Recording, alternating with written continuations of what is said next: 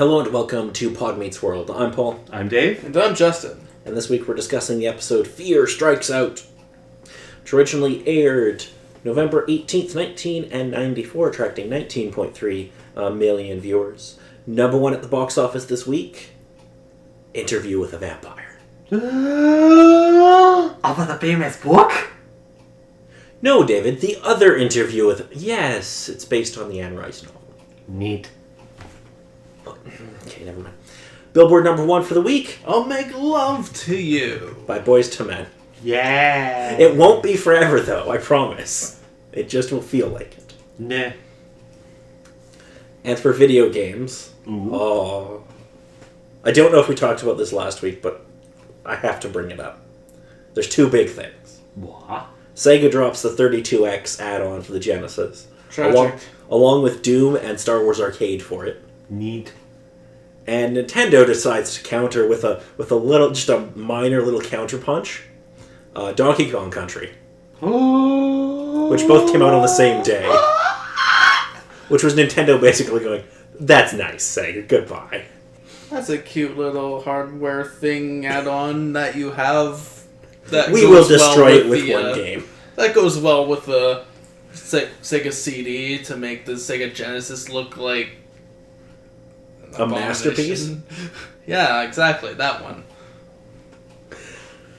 With 3 power bricks. That's how you know it's good, Justin. The more power bricks you need, the better the console. That's why if the PS5 doesn't have at least 5 power bricks, it'll be shit. The PS5 power bricks. Exactly. Anyway, in this episode, due to fear installed in him by Eric as a joke, Corey crashes and burns at a makeout party where he is forced to do 7 minutes in heaven with Topanga. Believing his high school career is ruined, he tells his parents of the tragedy, who then inform Eric that if he doesn't fix this, he won't go on a date until Corey does. Which, I mean, that's basically all that happened. Yeah, pretty much. That and discussions with Topanga and the school's reaction to it. Yes, so what did you all think of this episode?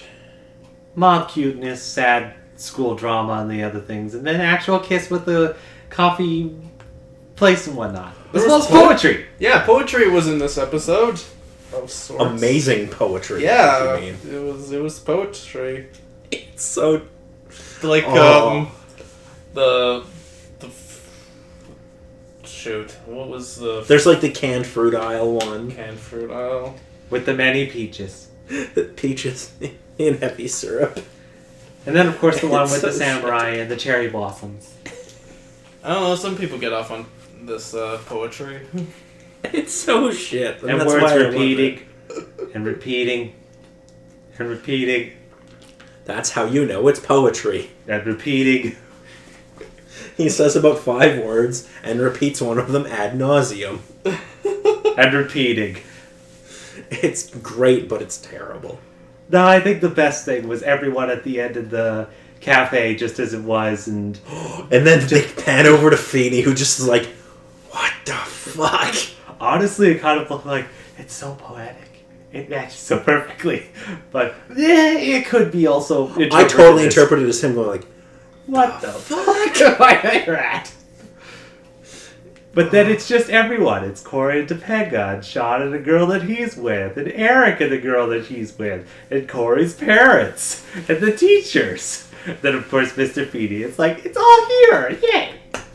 Everyone is here. I love Eric. So Eric takes Corey and Topanga to this like coffee bar, and he's like, "It's a coffee bar. You can't possibly get in trouble here." It's like, well, no, Corey's an idiot. Like, Yeah. Yeah. and Eric's an idiot. Yeah. Yep. Then, of course, it's also the case that you give kids that young coffee.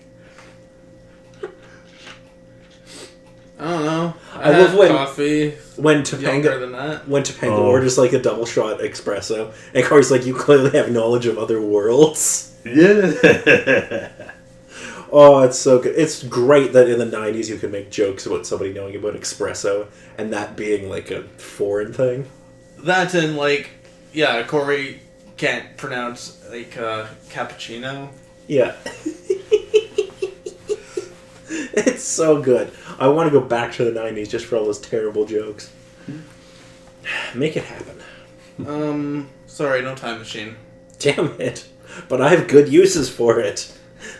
Terrible comedy needs to live on. Who says it doesn't live on? Well, yeah, it does. Look at Adam Sandler's career. Anyway, anything else about this episode? No, that was the case of there was a word that was described in this episode and made up for Corey's specific situation with the whole not kissing. But sadly, I cannot remember it. I almost said Agrabah, but I'm like, no, that's not right. Yeah, no, that's a little off. It's not that far off, though. It is this, like, yeah, I can't remember what it is, but it's quite funny. It's a good little joke. Alrighty, so next week we will be discussing the episode Sister Teresa. Corey's gonna go on a date with another girl, and it's not gonna go well because that girl's gonna be Harney Kiner's little sister. Isn't he that guy that bullies Corey? Yes. Oh. It's going to be good. Hooray. And until next week, I'm Paul. I'm Dave. And I'm Justin.